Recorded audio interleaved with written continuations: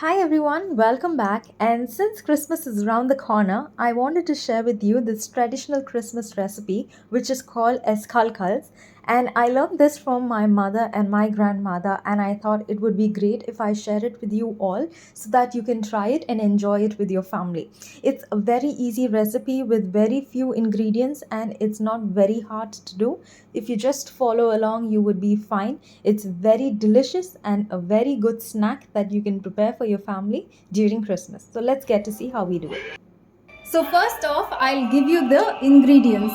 So for this recipe, I'm going to use 1 kg of maida or all-purpose flour. So you need a big bowl like this so that you'll be able to knead the dough and it will be very easy.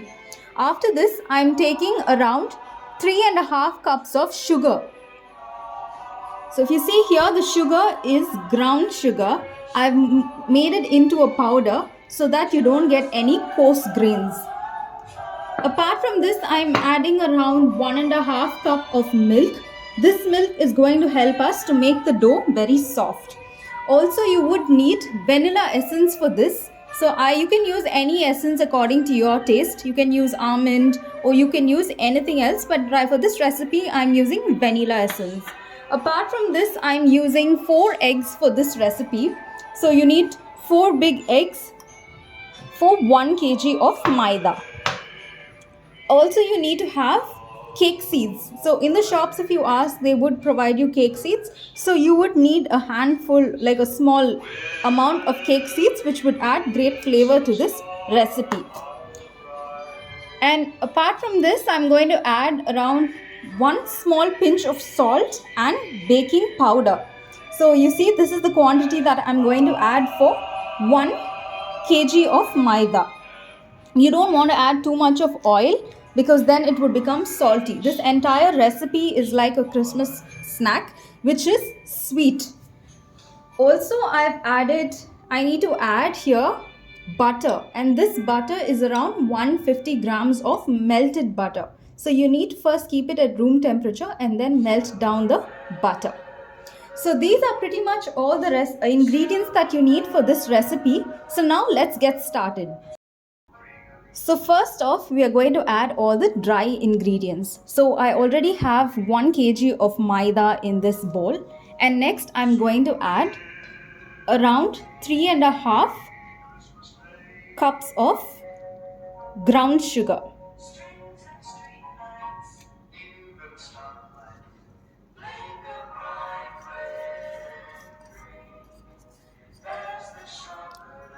So after adding this sugar, I'm going to add the baking powder and the salt.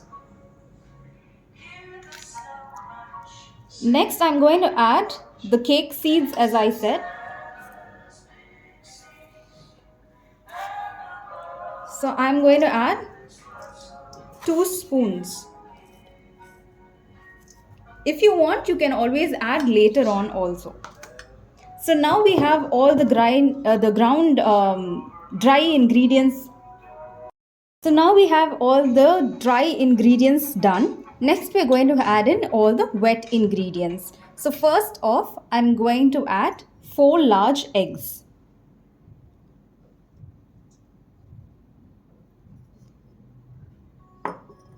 Next, I'm going to add the melted butter.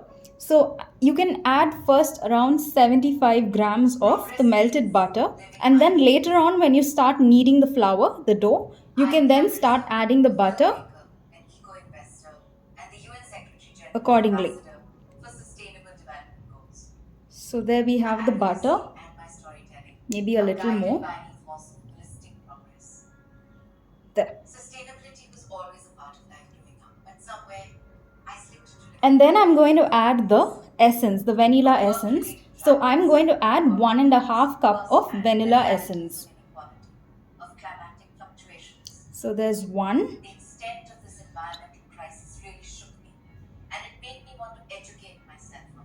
And there's another half. So once I have these in place, now I'm going to add the milk. So you don't have to add the entire set of 1.5 cup of milk. You need to add it gradually as you start kneading the flour. So I'm just going to add little milk for the start. So I've added that much. And now next we have to start kneading in the flour. So you need to add gradually the butter and the milk. Don't forget, make sure that it is not too soft and not too moist. If at all you find it's too moist, then you might want to add in a little more sugar or maida. So if you don't want it too sweet, then you can avoid the sugar and add in little more of maida. So let's start kneading it. So now I'm done with kneading this dough. So if you see, it's really soft since we have added the butter and the milk. So this is the softness. If you see, this is how your dough is supposed to be. So now you need to leave it to set for around 1 hour, and post this we'll be rolling it into the shape. So let this set for 1 hour. So now once you have kneaded the dough, you need to roll the dough like this into small tiny balls, because that's how we need to roll it onto a fork. So now once you have all these tiny balls in place, now I'll show you how to roll it out.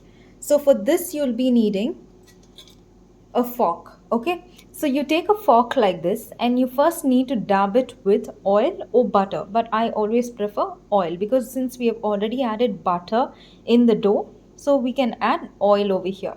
So now I'm going to add a little bit of oil over here, and once we have dabbed this with oil, you need to take one of this and then you need to just roll it down like this. So once you have it pressed out like this, now you need to roll it in the reverse direction. So if you see, you'll be getting these minor cuts, and that's the design that we are looking for. Now to always see that this end doesn't come out when you deep fry it, you need to kind of put in these holes over here, and I also prefer to put it like this, so it prevents it from coming out. So if you see, this is the shape that you would be getting. So I'll show you how to make another one. So roll it down, again roll it backwards, and then poke it at the end and then give it a cut. So that's how you need to make all your sweets. So now I'm done with rolling out all. Now this is not the entire 1 kg. I just wanted to show you a sample. So this is how all the sweets would look like, which is rolled out with a fork. Now the last thing that you need to do is deep fry it. So let's deep fry it. I've been frying this for quite some time, and this is how the color needs to look like. Not very dark brown, but a light brown in color. So keep frying it till you get this color, and then you can remove it. So there you go. Once it's fried, this is how it looks like, light brown in color. And if you notice, once you take it out from the pan, you would find that it's kind of soft, but as it cools down, it becomes more crunchier. So you need to kind of cool it down for around 15 to 10 minutes till it comes to a little milder temperature, and then it would be the right crunchiness. It would have the right crunchiness. So this is how it looks like, and this is the final kalkals.